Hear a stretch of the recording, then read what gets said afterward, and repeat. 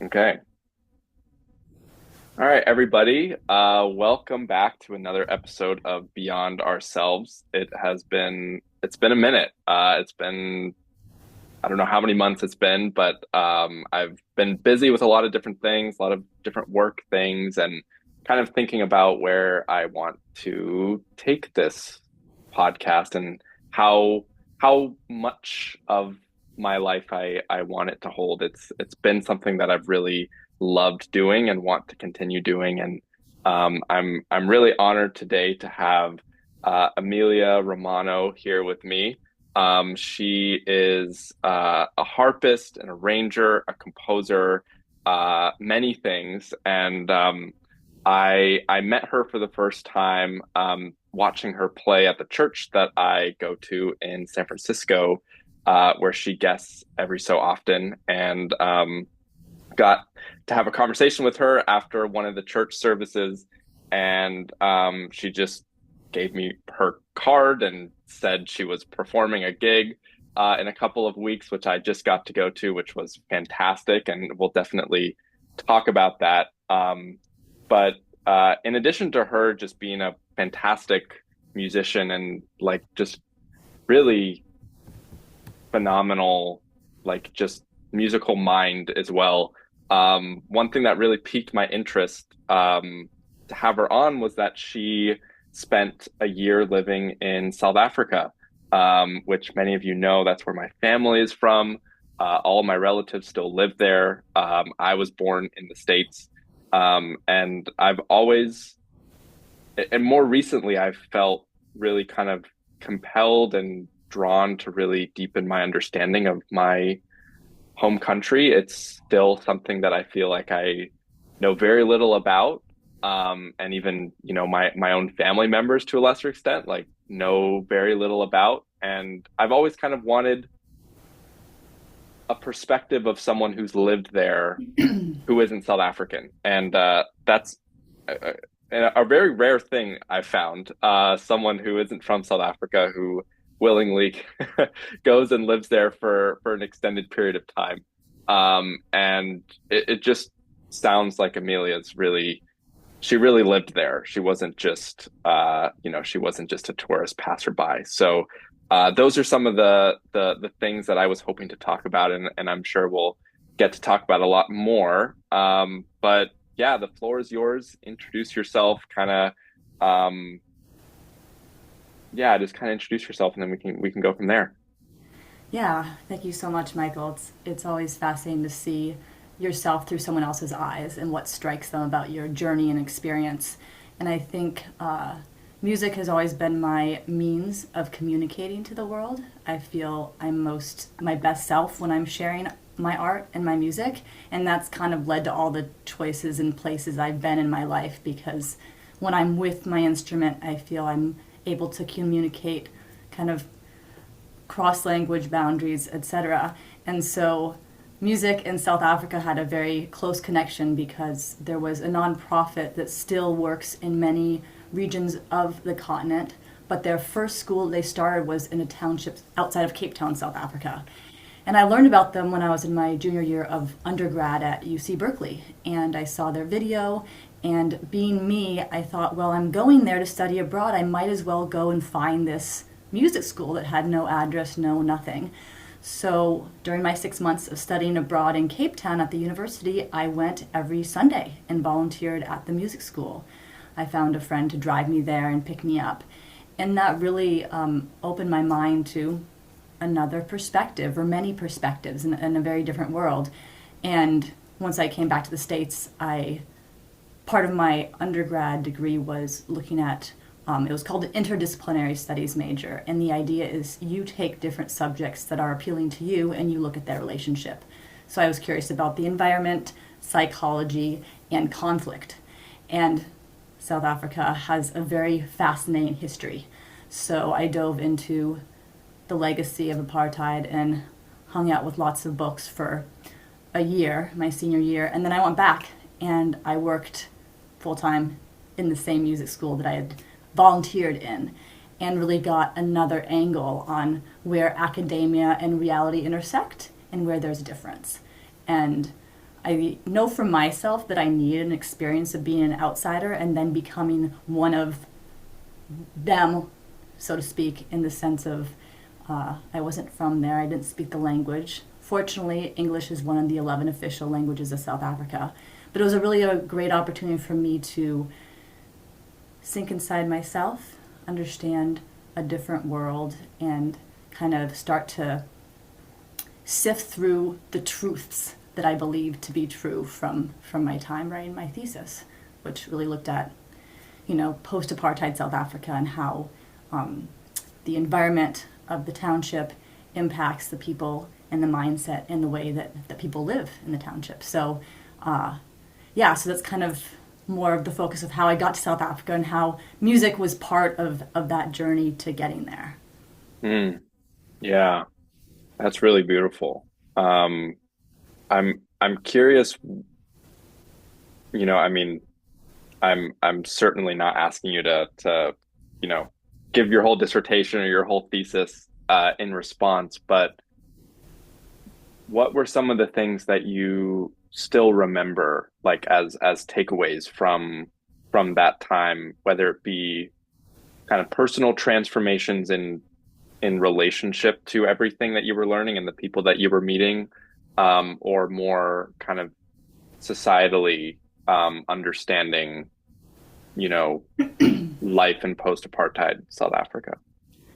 I think something about my research that stood out most for me was I actually interviewed a gang member that Mm, lived in the township, and it's it's still hard to know how to feel about when someone's life and reality becomes your research, but there's no real understanding of their reality. It's just taking facts about their life and then uh, parceling them together in a way that fits into what message you want to deliver to your said audience in a paper.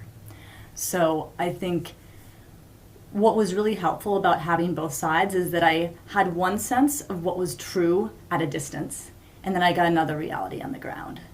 And especially for those that are interested in world politics or conflict or the ongoing mind of the human and how we are designed as a species, I think it's so important to look from different angles and different perspectives. And this was the one time in my life I've had that privilege because I got to study it from an academic perspective and doing all the research and doing the international interviews like the one with the gang member. And then I went and spent a year there and got to debunk a lot of what I thought was true and got to really have a sense for how nuanced the world is there and how we all try to make sense of the worlds that we are familiar with or less familiar with.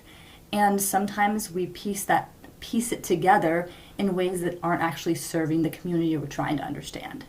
So for me, living there was the only way I could really make sense of things. And in the end, I realized that, it wasn't really, one could say, as I always like to say, you go somewhere to make an impact and you leave impacted. mm, So I left more or less kind of uh, needing a lot of time to process. It took me about half a year to really settle back into the States and figure out who and what I wanted to do next because the country is so fascinating and at the same time there's so many different layers just like any place in the world and but I think I just never, I'd never gone in the Bay Area and like worked in Hunters Point or worked in, downtown and worked in these communities. So I could have done that in the Bay Area. I could do that anywhere in the world. I just happened to be fascinated by the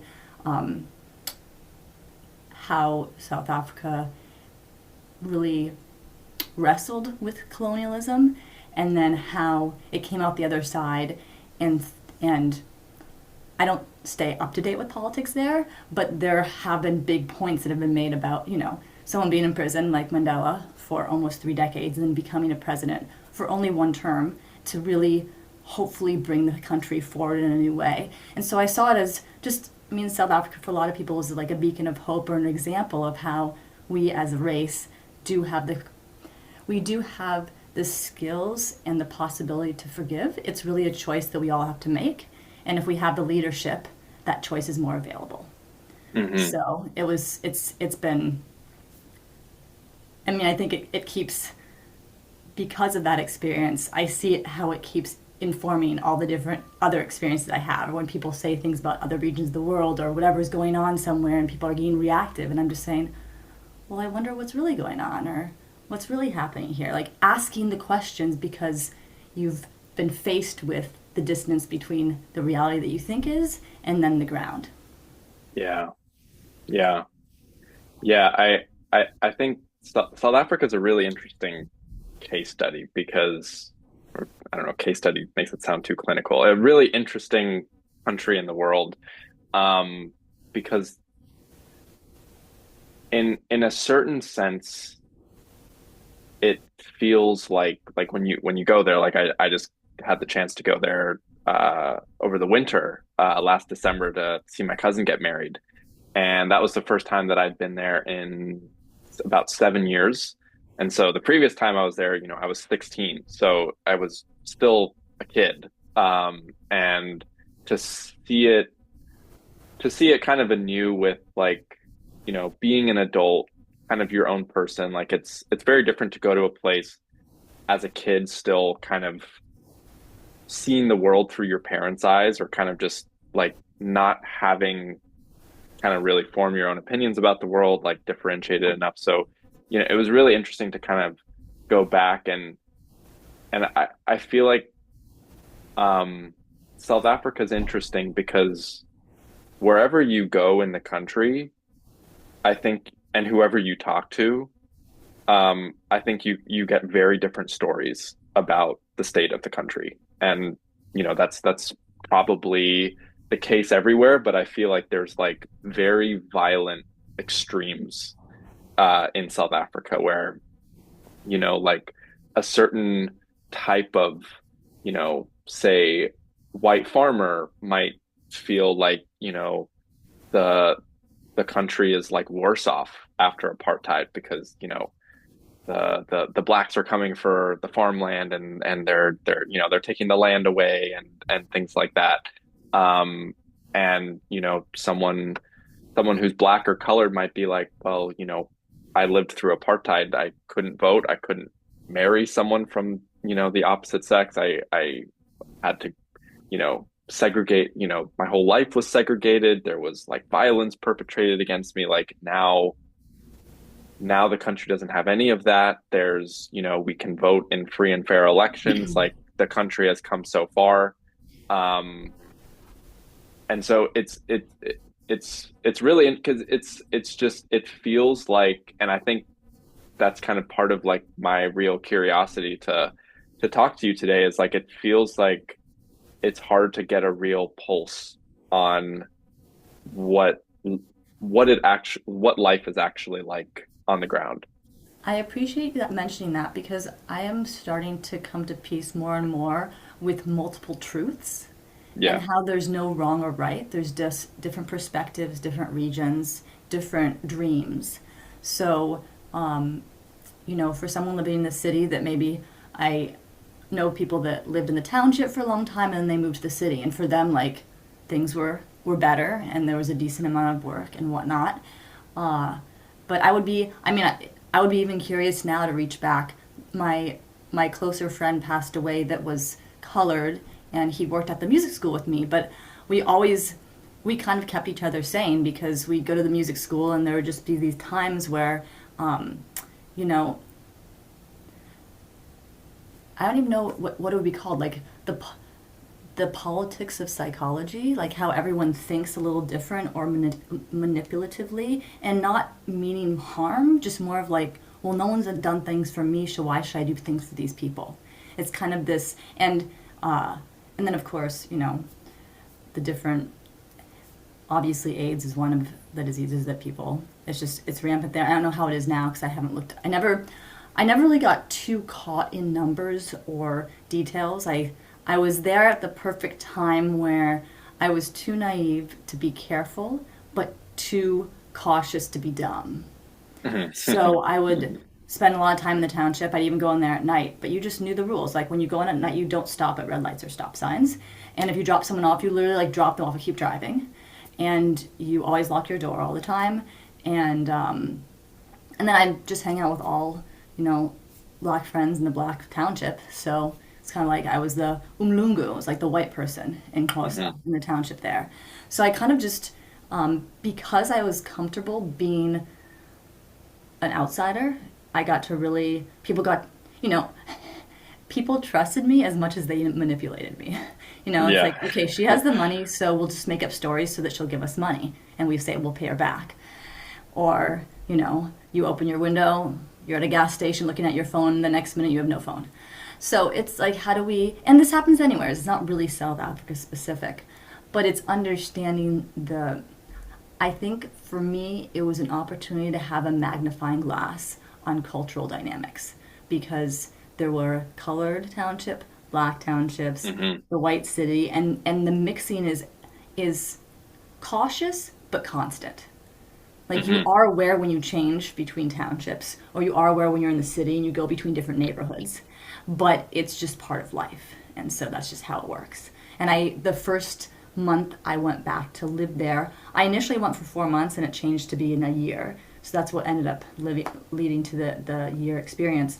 But I lived in the Muslim community, and I heard the call to prayer every day, and that was kind of part of what I wanted to have an experience of because it was a ritual that there'd never be another time in my life that I imagined being at least in earshot of that ritual.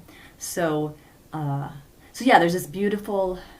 I had a phrase when I was there that the township breaks your heart but strengthens your soul. And I wonder nowadays if people live there because they have to or because it's just what they know and they don't have larger aspirations. I wonder even for myself, like if I had a different upbringing, would I have the same motivation, drive to seek out what I do? Like it's the ongoing nature nurture. And with the psychology of apartheid, most of the students I was working with had been born post-apartheid. And yet they're kind of, I don't even know if you'd say recovering, but living within the mindset and the trauma of a different era, so to speak, with certain opportunities, but how much of that environment really shaped them. And so it was really, you can, I think when we read, we understand something in our head, but when we live it, it's like a heart experience. And so I it's been so many years since I was there, but I don't even know that I'll ever go back, partially because there's so many places to go in the world, and partially because it was like it's like a chapter of my life that's been closed for a while, and I don't really have any connections there that I feel a need to rekindle.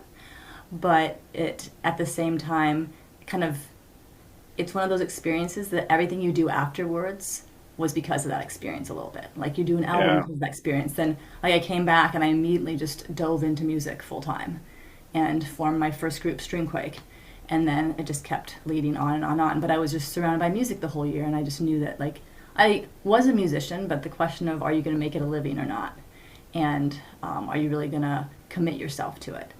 So in my own heart, I hope every human gets the experience to go somewhere that really forces them to question the world in a positive and challenging way, because I don't think we get to our truth unless our truth is questioned or our norm is brought into reconsideration. Yeah. And it was also a special time for me because I didn't have any family members visit me for that year. So I had an experience that was separate completely of my American identity. So it was like no one could come and say, oh, we went wine tasting, or Cape Town is so gorgeous. But I've always kind of been attracted to the side of humanity that's complex, or misunderstood, or like something, like someone hasn't quite taken the time to really dig in.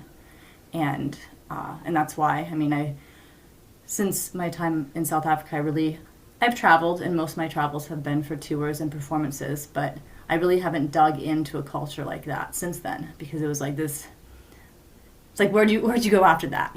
There's, of course, if I dedicated my life to traveling and, having those types of experiences, but I'm more of a performer than just an educator. So I've kind of combined the two in performance. Uh, but yeah, it's always fascinating to my most popular piece, like the piece that most people know me for, was written relatively soon after I came back from being in South Africa, and it kind of, not that it has any um, core that's African in terms of the music, and South Africa is really kind of like New York. It's a melting pot of many different countries, but it was that piece that um, I think helped me make sense of the time because it was very. I needed something to ground me. Yeah. Yeah. Yeah. There's so much in what you just said that I want to pick up on, but what really stuck out to me was the phrase that you came up with when you were there, that the township weakens your heart and it strengthens your soul. Um, that was, I was like, wow, I have to write that down. Because it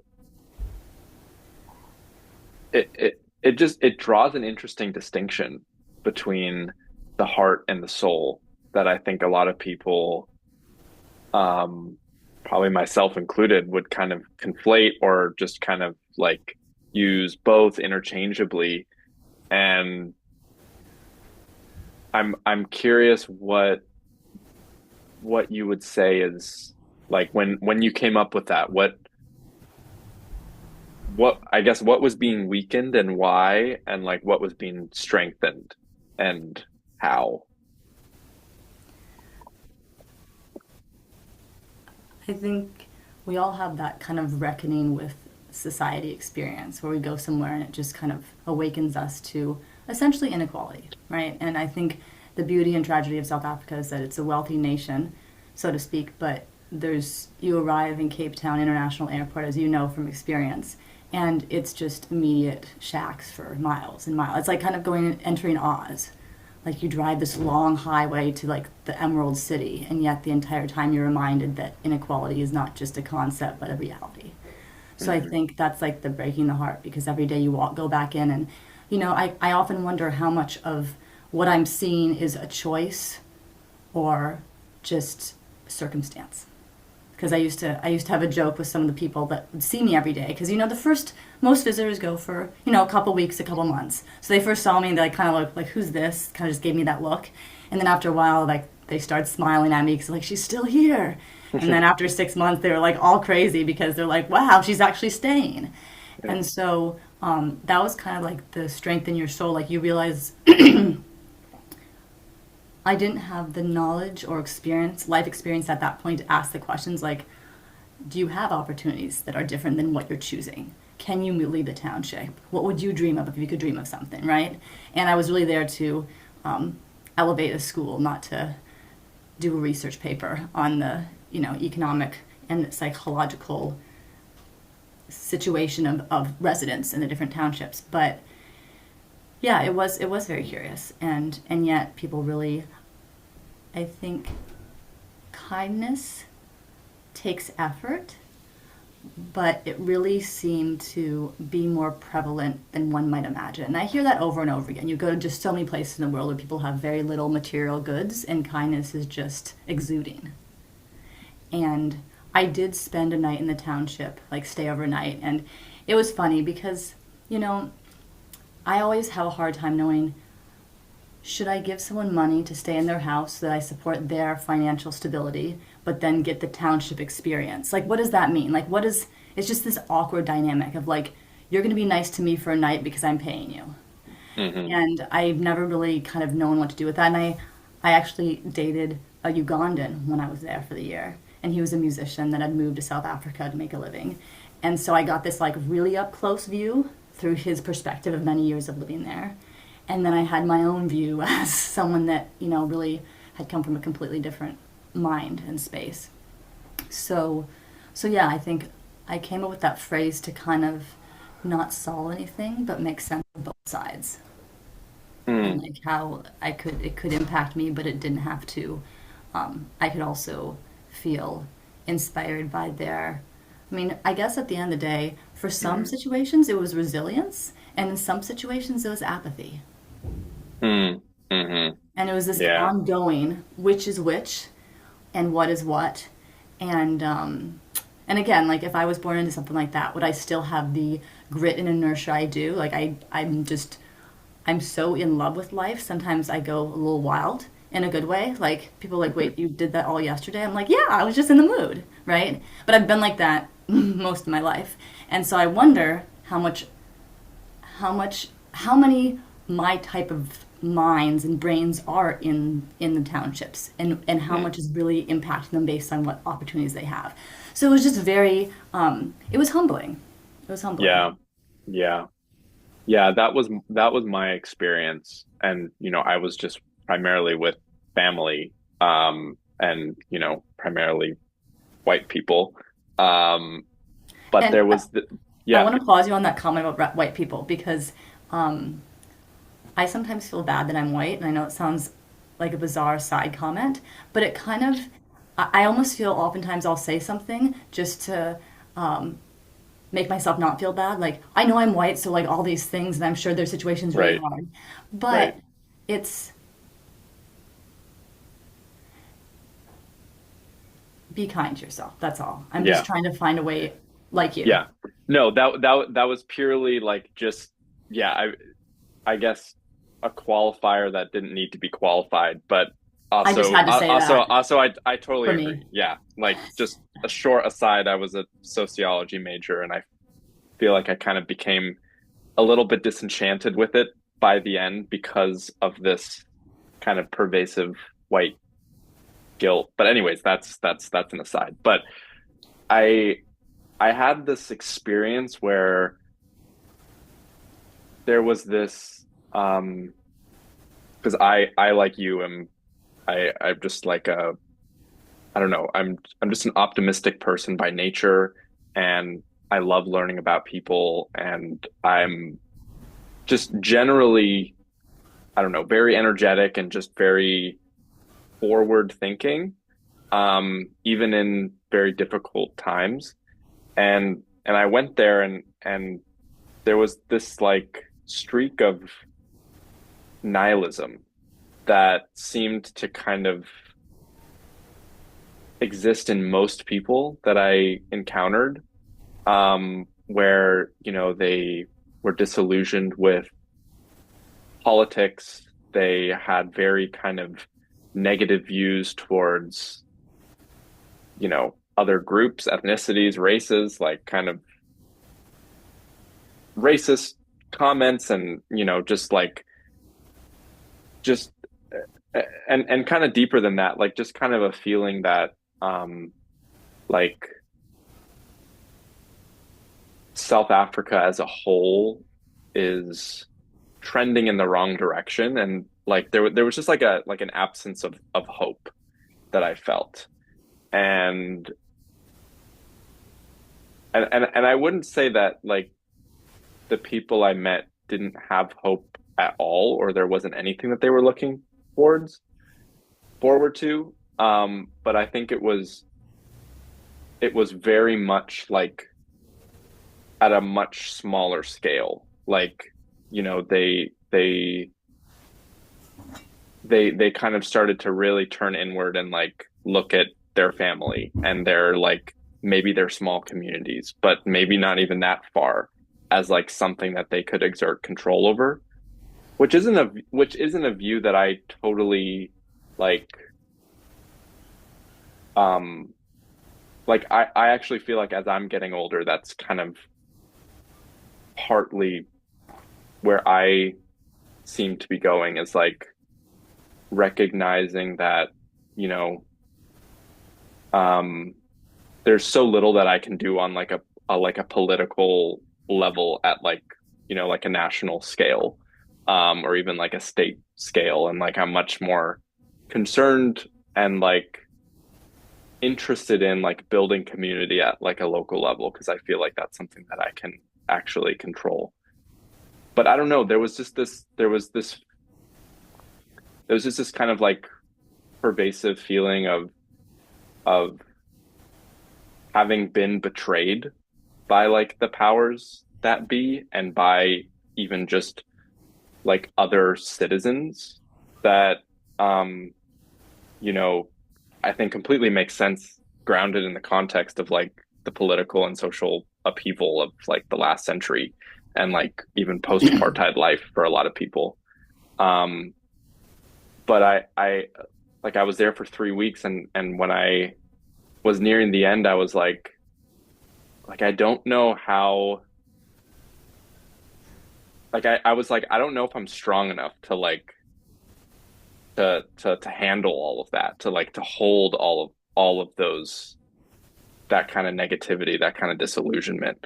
Um, and again, yeah, it was really humbling as well because it was like, oh, I I can feel optimistic and hopeful like when I'm surrounded by other optimistic and hopeful people, but like when it feels like that a surplus of that isn't there, it's like you really have to draw on your own like kind of will. And and I feel like I was kind of hearing that in what you were saying is like you like this was a totally foreign experience for you, and like um you know there was no other there's no other person who looked like you who came from where you came from in where you were, and that is like a very like, if you stay long enough and if you don't give up, like it is a really strengthening experience because like you learn how to live with and hold completely perspectives that are completely different than yours, that might challenge your own, that might like really kind of be hurtful to hear or to witness. um and yeah, um I agree. It's and I think too another dimension of it is like, these are my family members and like this is where I come from. And so there's like now this like really challenging kind of future that I have with like my relationship with the country, with like being so far removed and wanting to feel closer, but also like my own family members, a lot of them don't read the news because it's too hard for them to read. Um, or yeah, just troubling. And so it's this weird space of like, once you go to a place and you learn all of it. And I came back and I was like, I'm really glad that I actually I felt like I had learned not just kind of the beautiful like shiny parts of it. Like I started to see, you know, underneath. And I'm very glad that that happened. Um, but it makes it harder to Yeah. know how to proceed. Yeah. And I often listen to just different podcasts, and one thing that stuck with me from one is you have to live into the answers. And I Mm, think I'm in my own place right now because I'm currently with someone that's from Israel, hmm and it's also, I have not been there, but it's far away and I don't know how to feel about the situation. And I think oftentimes people say, well, what do you think? I mean, you were in South Africa and they're comparing that, like, going into that whole conversation.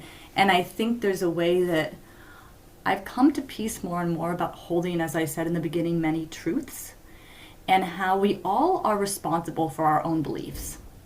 And I think oftentimes we miss that and think that someone else is doing something or someone else is wrong. And I too thrive around optimism because, yes, the world is a tough place, but the only reason we've ever moved forward as a species is because there's been enough hope and optimism, right? That's kind of my general thinking. So, and we all have something in common, even though right now in this country, it's like, how can we be so close in the polls when we're looking at like such stark realities? Starker in my lifetime than I've seen. But it's like, how do we listen and how do we have our own truth? hmm And I think when you were talking, it was kind of like that realization for me as well that there people like being right, all of us, we're human, and people like having scapegoats and having people to be mad at. And and we all naturally go down that path. The question is how far and how much responsibility do we take? And when I hear you talk about, situation in South Africa, it's there's the glass half empty and there's the glass half full. And yes, there's disillusionment, but I just never completely buy the it's over. Oh, the government's just going too far south or whatever. And I mean, not to bring it back to Israel, but the reason why the current person that's in power in Israel right now is because people got so apathetic about the system. So it's we need as a species to notice what our role is, and our role might be as simple as saying, I hear your pain, I hear your fear, and will you pause and sit with it, not react to it? And so I feel like, I mean, the beauty of South Africa is it had the Truth and Reconciliation mission, right? And I didn't read in depth about it, so I don't have enough to really claim anything specific about why it was powerful, except that people were given the opportunity to be their best selves, in my viewpoint, in the sense of, I was wronged by you, you're standing in front of me and apologizing, and I'm hearing you even though it's really painful for me, and I'm choosing to move forward without holding on to the pain in the same way. And I don't know what people's view of that are within South Africa, and I don't know how much it impacted other countries that have gone through similar degrees of pain and loss and gross human violations. But I just keep kind of coming back to like what is our role as humans, and how can we impact the relationships that are closest to us? So for you, it's having family in South Africa. How do you listen to them? What do you believe about the country? Because there's not really a right and a wrong, in my opinion. There's simply, I mean, so many parts of the world have had so many different people come in at different points, colonizers or just migrations to different parts, right? So everyone has done something at some point that was not so nice to someone else. And it's a matter of, where do we go from here? And how do you choose to own your identity, and what might that look like, right? So, but it's really, I have noticed for myself over the years as a freelance musician and talking about my time in South Africa, is that I have an ability to hold multiple truths generally and let something be devastating, but not let that be the end. Mm-hmm. And if not trying to put myself on a pedestal, but rather like, how can we give space for it all, but not get lost in it? Yeah. So I think that's something I think South Africa helped me with, and it's kind of bled over into other places because the world is kind of like that. The more we know, the more we are hurting. Yeah. So, yeah, I mean, I feel like we could bang this drum forever, which I think is a really fascinating conversation to have. But I keep staring at the harp behind you, and want to talk to you about music. So why harp? How did you get into it? And um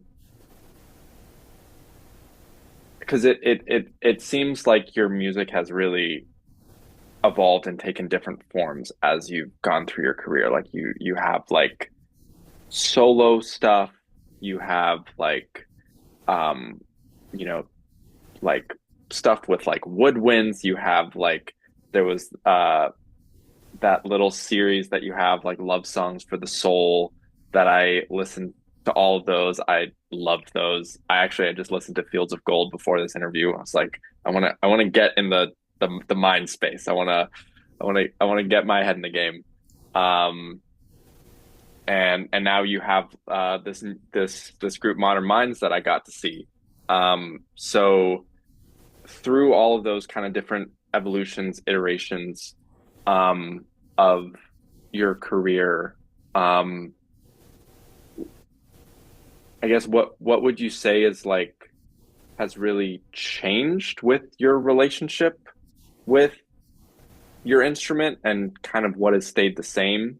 And kind of has it been difficult or easy in all of those different spaces, all of those different groups, to kind of uh, continue to feel like you're putting out your authentic self through your music? Yeah,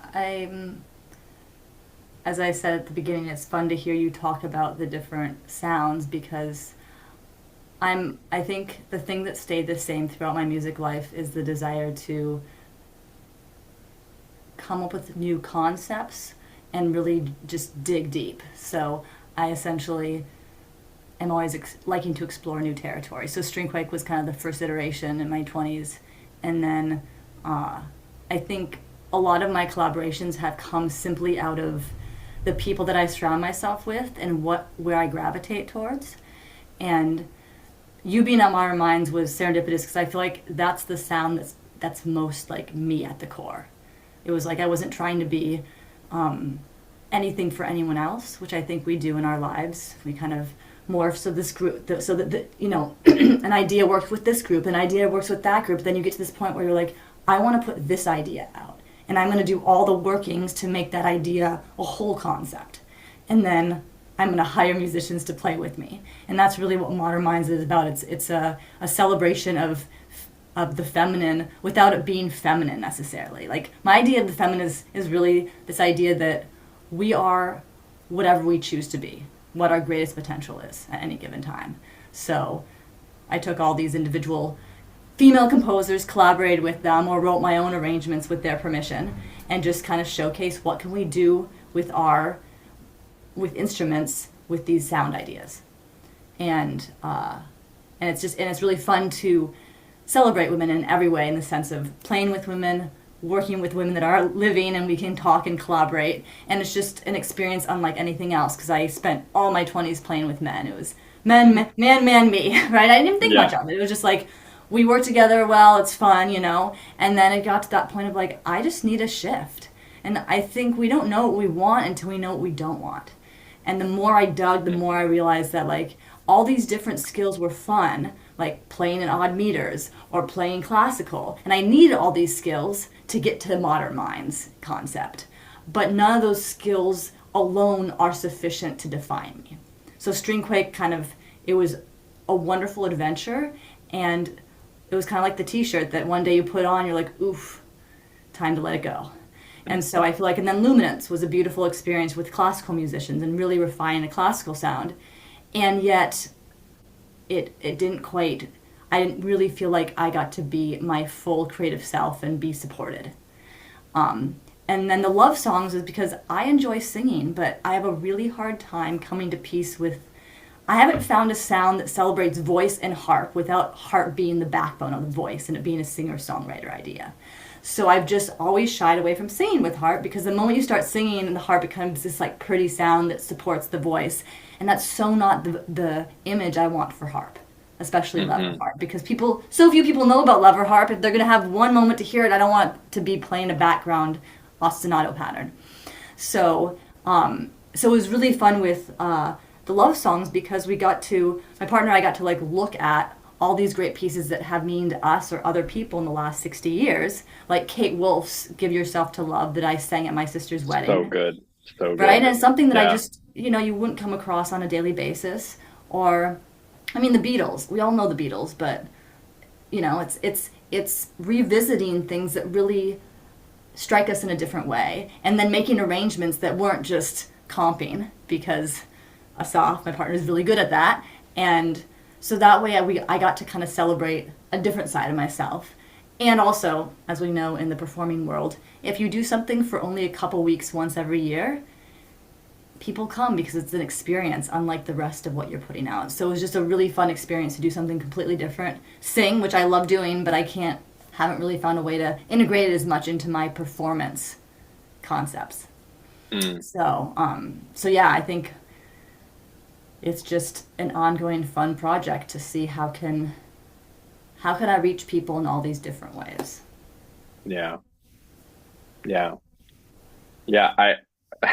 I just feel like I don't know, you're just such a fascinating person, just the way the way you think. And I've always been fascinated by people who like communicate complex ideas and themes through nonverbal mediums. because me, I love words. I always have. I've always loved speaking to people. I write poetry. I write short stories and things.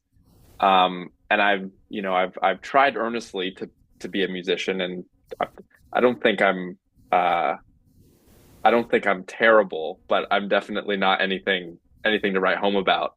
Um, and it's I've noticed it's a challenge for me to like get in a space where like I can be doing something nonverbal and still feel like I'm communicating something. That's not just like merely the sound of the instrument, but like, when you hear musicians talk about like ideas and you just talked about concepts like through music, like I think that's just a really fascinating thing to think about is like like because clearly there's a lot that's going on for you intellectually. And you love to think about, human mind, psychology, politics, things like that.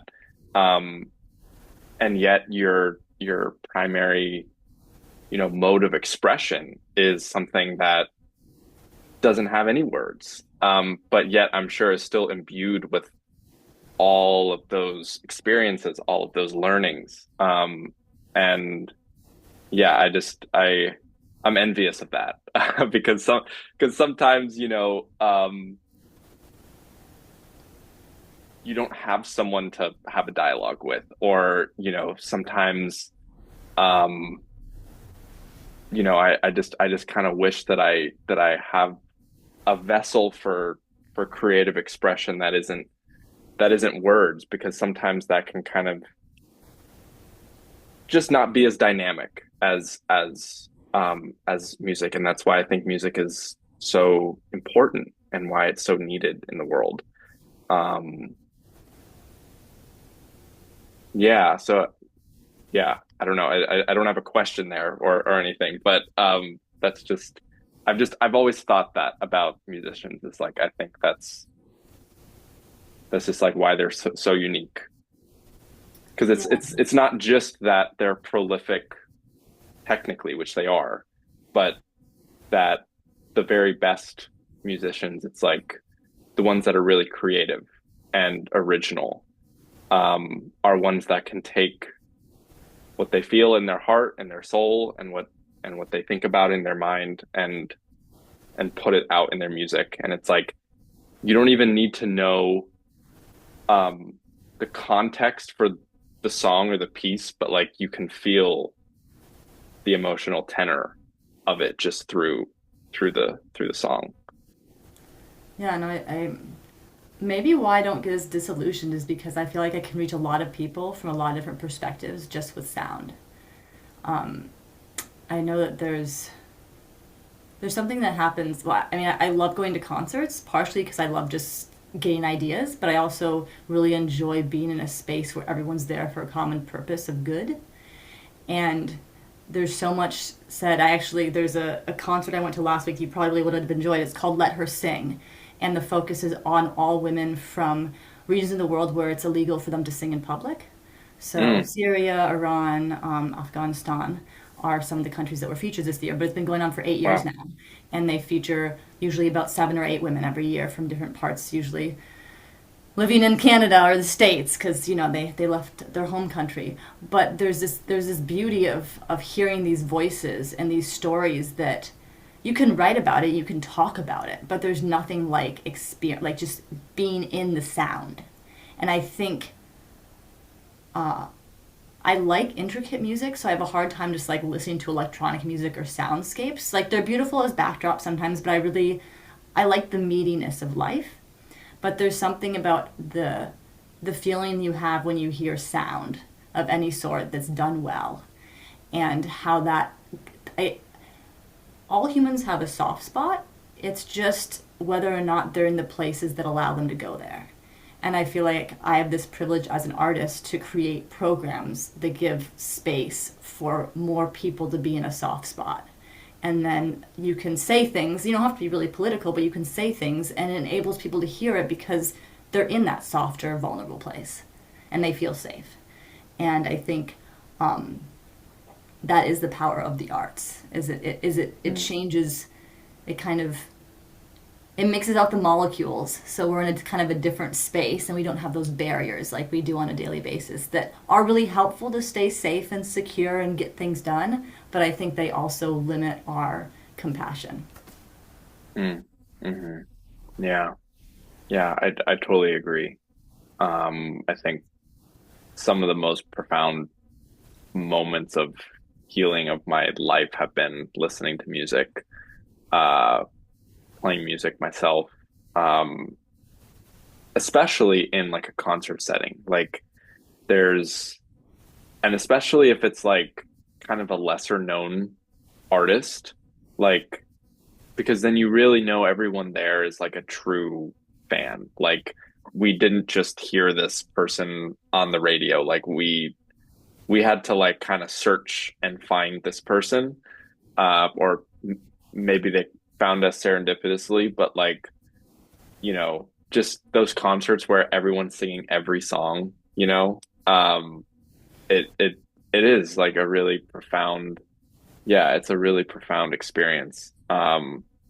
So I see that we're almost at an hour, so maybe I can kind of start to wind down, but um, I'm curious, I guess, as kind of a last kind of like point of conversation, like where you see your music going.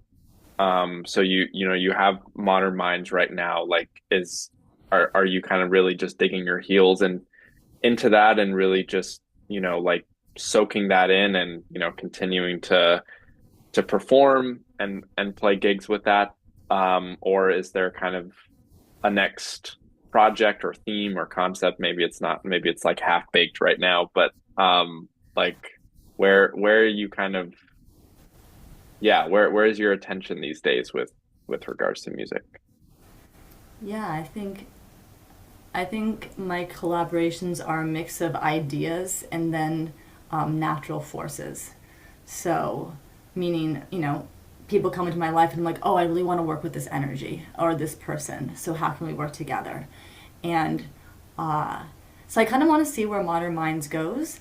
And I feel like I think about the beauty of being successful or failing is great because it teaches you where do I want to invest my time. Like when something fails, it's either like, oh, that was just not worth it, or like, wow, I'm missing something, or there's a hole somewhere in me. And I've had enough of those different experiences that I think as I go along, I'll kind of trust, like, okay, this is kind of winding down. What else is going on? And then the more, as I say, the more concerts I go to, the more people I hear and the ideas I get. And the cellist from last week's concert, I just heard her at a concert and kept the program, and I just wrote her. I think one of the skills that has been most useful to me is simply writing people that I don't know and will never hear from, but just having enough people write me back and letting that. So yeah, I think my next, at this point, I like having a solo program, a duo program, and a trio program because it keeps me engaged, and it also ensures that I will always be able to play no matter what. So I Hmm. had a funny incident yesterday because I was supposed to do my trio show again, and one of the members got a flat tire on the freeway. And so in the end, I did a solo performance for the same audience. But it just was that moment of, you know, why I'm on this planet is to share what brings me most joy so that I can exude some joy to everyone else. And it ended up being a really fun program because a lot of the pieces that I had put together on the program were written originally for solo harp. So I did half the program just solo harp, and then I brought in other repertoire. And it just, unexpected moments invite opportunities that really clarify new directions. So I knew I just wanted to do more solo shows because I most of the time organize more ensemble work. So I kind of let the universe decide where it wants me to go, but I'm always pumping a lot into it. And then it kind of, moves around and shoots other stuff out.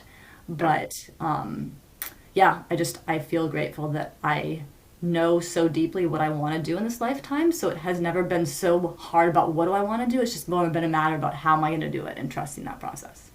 Hmm. Yeah. But it's a beautiful dance to be in between your own self-generated creative energy and then like how that interacts with the world and like who or what gets brought into your life at certain times or who or what falls out of your life and life putting impediments that I think those constraints lead to creativity instead of like stifle it. Um, and yeah, it's a great place to be where you like you trust your own innate ability to respond. Like I often think like the word responsibility is like respond ability, and it's like you're yeah. I didn't come up with that. I I cannot wasn't going take to give you credit. the credit. I Yeah, was no. just smiling with joy. Yeah. And I yeah, I love that idea because it really is like I think yeah, the ability to respond to life in a new creative way, I think is what gives way to transformation. And I think is why, you know, relationships are so like amazing and fruitful and devastating and everything in between because like they they constantly like are the world kind of bumping up against what we want to do and or who we want to be. Um but yeah, this has been really amazing. Thank you so much for taking the time. Again, it was fantastic to see you live. Hmm. If you ever do another group muse, please let me know and I can spread the word. I'm sure there are musicians in my life in the area who would like to who would like to maybe see you. But yeah, and I'm sure I'll see you at church at some point. Yeah, I'll be there in a couple weeks, so I look Yeah, forward to seeing you in person. But thank you for this invitation. I think I've spoken about South Africa throughout my life as it's relevant, but to have someone that um, has taken the time to see the relationships between my art and the time that I spent there, it's been really nice to kind of reflect with with you. So thank you for this yeah, opportunity. yeah, yeah. And I'm sure this. I hope it's not the last conversation like it. Because as like I'm reading Mandela's biography right now, and it's long. It's so long. Um, but it's I've there's just been so many things that I've been thinking about and curious about. So um, yeah, I definitely don't want to approach you as like a scholarly source on the subject. But until I meet someone who's more qualified than you are the most qualified person So I actually in have my life. someone for you, and I know we're Mm, recording right now. We can stop if you want to, and then we can I can yeah. share more. But I have because I